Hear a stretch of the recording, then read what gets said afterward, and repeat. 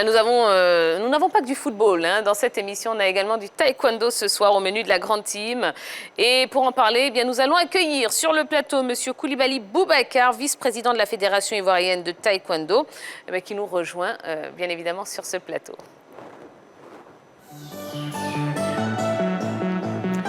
Bonsoir M. Koulibaly. Comment allez-vous? Très bien, et vous-même? Ça va très bien.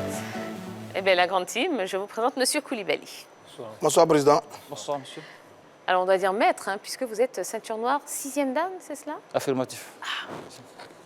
Donc, attention à vous, messieurs. On continue à lui demander. Soyez sages. Oui, le plus turbulent ici, c'est Salio, peut-être, non? Je ne sais pas. Ah bon? Bon, allez, maître. Bon, il se passe plein de choses au niveau de la Fédération ivoirienne de taekwondo. On a reçu différents acteurs. Vous êtes là, vice-président, mais également chargé des affaires juridiques. Donc, vous allez pouvoir un petit peu nous éclairer vraiment sur tout ce qui se passe. Oui. La première question qu'on a envie de vous poser, c'est celle-ci. Pourquoi est-ce que vous avez décidé d'organiser l'Assemblée générale élective de la Fédération ivoirienne de taekwondo, malgré la grosse qui vous l'interdisait? Il faut préciser tout de suite, merci d'abord de me recevoir sur votre plateau. Il faut préciser que l'ordonnance des référés dont il s'agit disposait que l'Assemblée générale soit reportée. Mais il ne s'agit pas d'avoir une décision entre les mains. Il faut rendre la décision exécutoire. Il faut prendre les dispositions, il faut faire des diligences pour que la décision que vous avez entre vos mains soit exécutoire. Et la première mesure à exécuter dans ce sens, c'est d'abord la signification au destinataire de la décision. Voilà. À ce niveau-là, c'est là que peut-être ceux qui avaient fait cette décision-là ont péché, dans la mesure où la signification n'avait pas été faite et puis rien donc n'informait officiellement de ce qu'il fallait reporter cette décision-là, cette Assemblée générale-là. D'accord. Bon, la décision a été prise le 29 octobre 2021. C'est le tribunal d'Abidjan qui a pris cette décision et qui dit que l'Assemblée générale doit être reportée. C'est clair dans la décision. Elle ne peut pas se tenir avant le 30 novembre 2021. Et la décision est exécutoire, comme vous dites. Alors, je suis étonné de savoir qu'on ne peut pas mener une telle action en justice, avoir une telle décision et ne pas la signifier à votre camp. J'ai du mal à comprendre. Parce qu'ils se sont battus pendant longtemps pour obtenir cette décision, ça a été fait. Maintenant, vous dites non, ils ne l'ont pas rendu exécutoire. J'avoue que ça me dérange un peu parce que quand même, ils ont milité pendant longtemps pour avoir cette décision qui interdit, mais formellement et catégoriquement, cette Assemblée générale élective. C'est la question qu'il faut leur poser. Quelles mesures, dans quelles dispositions, quelles sont les mesures qu'ils ont prises pour signifier la décision? La décision a été, me semble-t-il, selon ce qu'ils disent, ils l'ont remise à un commissaire. Merci beaucoup. Voilà. Qui se serait rendu dans les locaux de la fédération pour la signifier. Bon. Et puis, qui n'a pas pu la signifier en fin de compte. Alors, quand un officier, quand un huissier de justice se rend dans des locaux dans des locaux pour fin de signification, la manière de procéder est réglementée de manière minutieuse par les dispositions du Code de procédure civile. D'accord. Plus précisément en ces articles 247 à 251. 247 dispose que l'huissier doit faire l'effort de signifier l'acte au destinataire lui-même. Au cas où il n'arrive pas à le faire, comment doit-il procéder? Tout est décrit minutieusement dans les articles 247 à 251. C'est ce qui n'a pas été fait? Ah ouais, c'est ce qui n'a pas été fait. D'accord. Maître, nous avons reçu sur ce plateau Maître Alain Junon, qui nous a signifié que lorsque l'huissier est allé pour remettre l'acte de justice, il s'est trouvé que les agents présents au niveau de la fédération ont expliqué à l'huissier qu'une injonction leur avait été donnée par Maître Bamba Cheikh Daniel de ne recevoir aucun acte. Est-ce que vous avez un commentaire à faire sur cette affirmation? Le commentaire que je peux faire, c'est que la loi, justement, prévoit ces genre d'hypothèses. Si des instructions ont été données de ne pas recevoir, l'huissier de justice, son comportement est décrit dans la loi. comment doit-il procéder pour surmonter la difficulté à laquelle il fait face? Tout est décrit. Rien n'est dit au hasard. J'ai le code de procédure civile ici avec moi. Voilà, tout est décrit là-dedans. Comment il doit procéder, comment il doit faire, qu'est-ce qu'il doit mentionner, qu'est-ce qu'il doit faire. Tout est précis dedans. Voilà. D'accord. Attendez. Moi, je voudrais J'avais une question. Oui, non, attendez, parce qu'on a évoqué donc Maître Alain Zunon qui était sur notre plateau il n'y a pas très longtemps. Oui. Je voudrais qu'on repasse un petit extrait quand même de ce qu'il a dit pour être tous au même niveau d'information. On va l'écouter. Alors, pourquoi vous parlez de parodie d'AG? Ah, vous n'avez pas suivi, je vous ai dit. Oh, si, on a bien je vous, suivi, on veut que ça sorte viens quand de même vous dire qu'une décision de justice Oui, exécutoire, assortie de la formule exécutoire, a été rendue le 29 octobre. Cette décision a été signifiée le vendredi 29 octobre, dans l'après-midi, au siège de la Fédération. Mais le président du comité exécutif sortant a cru bien faire de donner des instructions à son personnel de ne pas recevoir d'actes provenant d'un huissier de justice. Il a laissé son numéro de téléphone pour que l'huissier l'appelle lui-même. Mais ce qu'il ignore, c'est que les instructions qu'il a données ont été répétées par les agents et l'huissier les a notées. Et ces notes prises par l'huissier font foi jusqu'à inscription de faux. d'accord. Avez-vous un commentaire à faire sur les propos de Maître Alain Zunon? Oui. Sans apostropher Maître Alain Zunon directement, je dirais que je m'en tiens aux dispositions des articles 247 à 251 qui disent que lorsque l'huissier de justice vient faire une signification et qu'il est confronté à des difficultés, il a des diligences qu'il exécute. Notamment, je ne sais pas si je peux lire toutes les dispositions, elles sont assez longues, mais il dispose de plusieurs voies pour contourner ça, pour contourner l'inertie, la difficulté à laquelle il fait face. Voilà. D'accord. Et, Oui. voilà.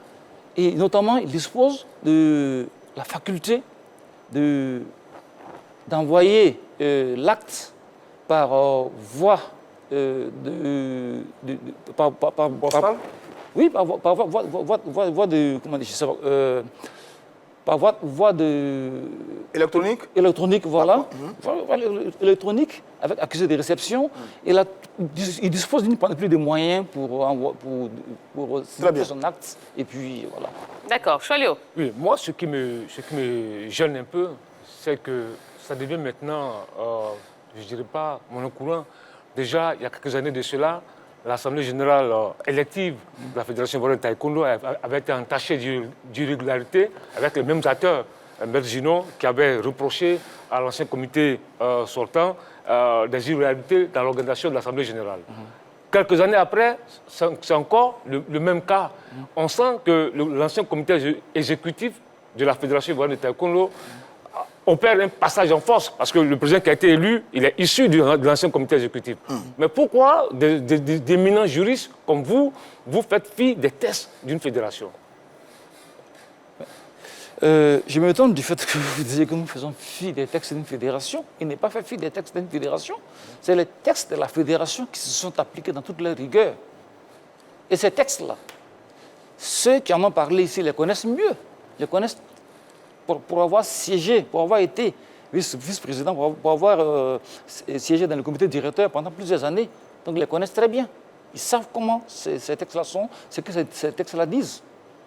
Et ces textes-là ont été appliqués dans toute leur rigueur.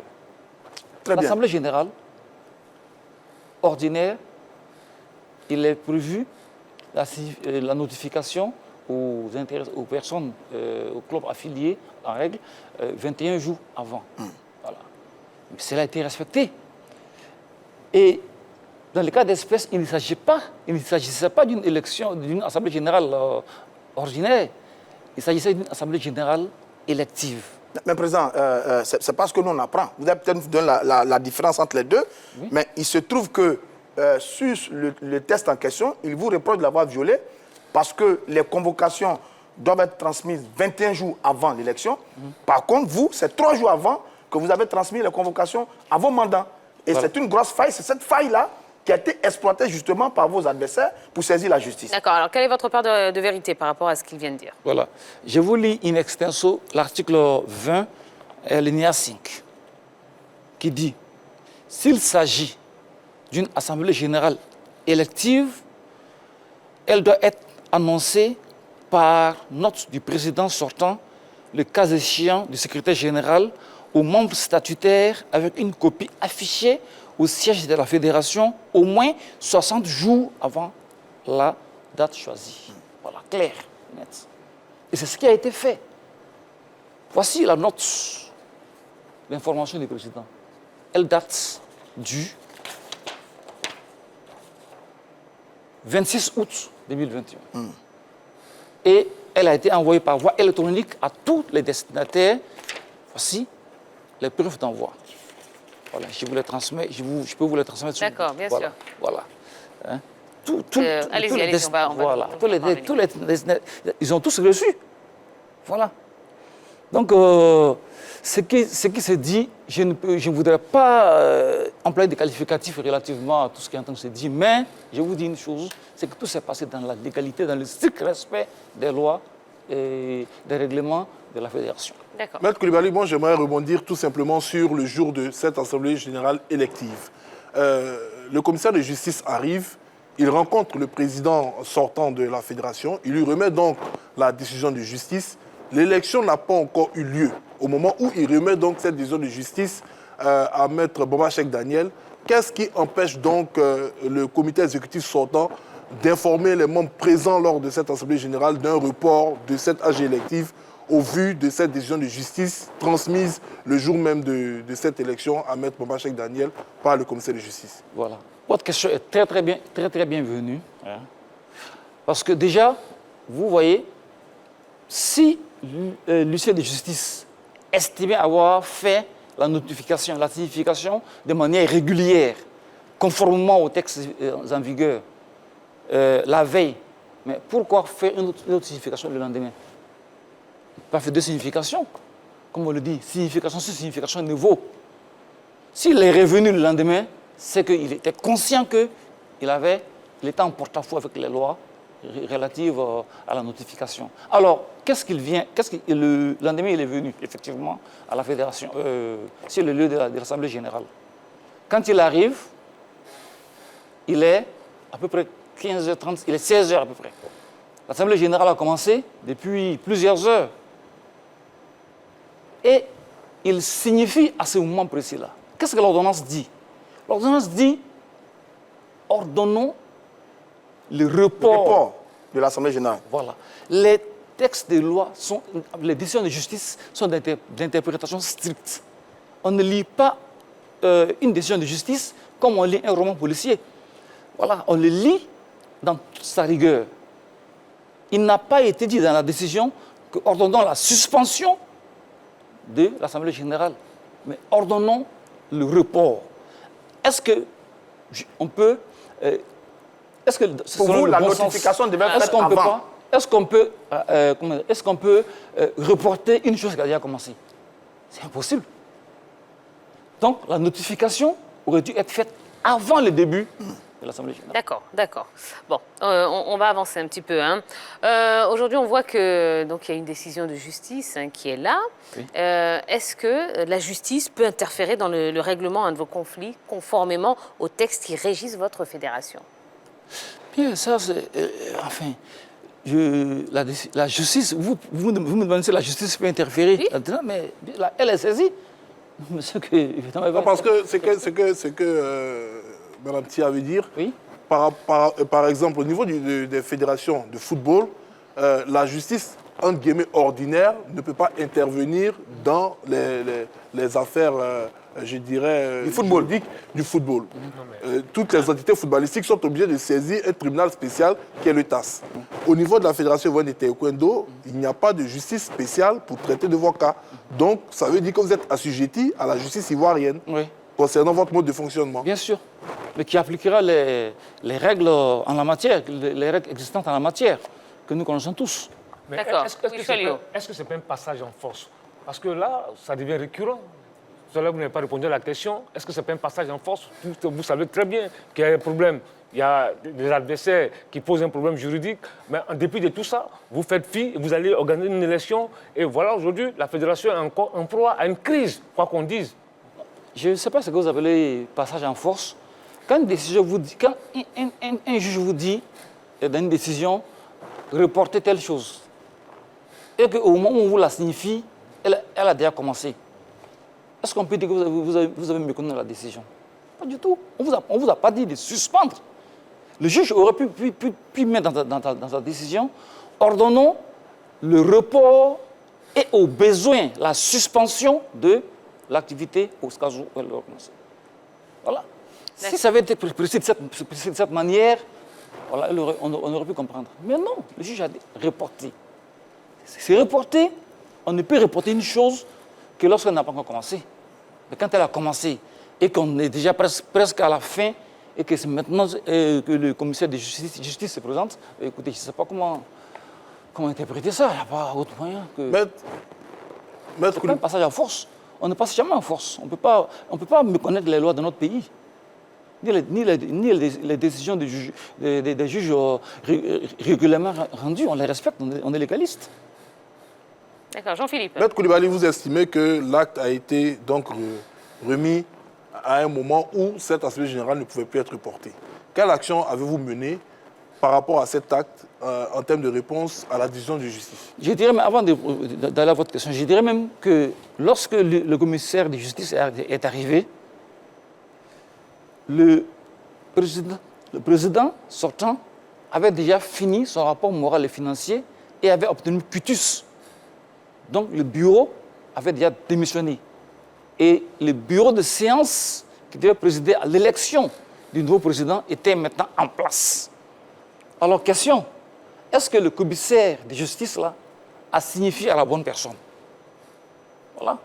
Parce qu'à ce moment précis, Bamba Cheikh Daniel n'était plus juridiquement président de la Fédération ivoirienne de taekwondo. Très bien. D'accord, allez, dernière Il y avait question. un bureau de séance en Mais place. le document s'adressait à la fédération, pas à la personne de M. Bachek Daniel. Bon, donc dans ce cas, L'administration était une continuité aujourd'hui. Quel acte donc vous avez posé par rapport à cette décision? cette décision, nous, là qu'on a posé, on a estimé qu'on n'a pas reçu de notification. On n'a pas reçu de notification, on a fait l'Assemblée générale. Et les autres ont cru bon attaquer en nullité l'Assemblée générale. Attendez de voir, la justice est saisie. D'accord. Alors, qu'est-ce qu'il en est là? C'est quoi la suite concernant donc cette action en justice? La suite, on la saura nous tous. On attend que les juges siègent, que les juges statuent là-dessus. Voilà. Mais vous ne trouvez pas qu'il y a un Très peu bien. trop de bruit au Non. sein de votre fédération? Roger Stéphane, allez, c'est bon, c'est Bon, terminé. c'est peut-être la volonté de certaines personnes de faire du bruit. Bon, peut-être, voilà. S'il y a du bruit, peut-être que c'est aussi une signe de vitalité aussi de la fédération, on ne sait pas. D'accord. Mais voilà. Très bien. Bon, en tout cas, Maître Boubacar Coulibaly, merci beaucoup d'être venu sur le plateau pour nous donner aussi votre part de vérité dans cette histoire. On espère vraiment que ça va se régler et en tout cas que la fédération va continuer à faire de belles choses. Voilà. Oui, c'est notre volonté en tout cas. Nous nous sommes mis au travail, nous travaillons et nous pensons que la fédération a beaucoup de choses à apporter. C'est une fédération qui est aujourd'hui en point de mire, qui est une grande fédération, qui a fait de grandes choses pour la Côte d'Ivoire, qui a remporté de grandes batailles pour la Côte d'Ivoire.